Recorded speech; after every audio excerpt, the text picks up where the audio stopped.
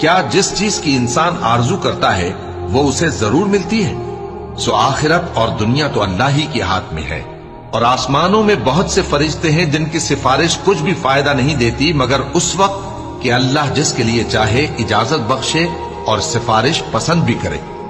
جو لوگ آخرت پر ایمان نہیں لاتے وہ فرشتوں کو لڑکیوں کے نام سے موسوم کرتے ہیں، حالانکہ ان کو اس کی کچھ خبر نہیں۔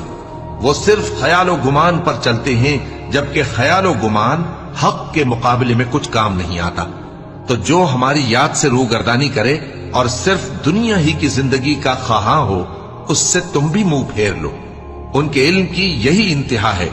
تمہارا پروردگار اس کو بھی خوب جانتا ہے جو اس کے رستے سے بھٹک گیا، اور اس سے بھی خوب واقف ہے جو رستے پر چلا۔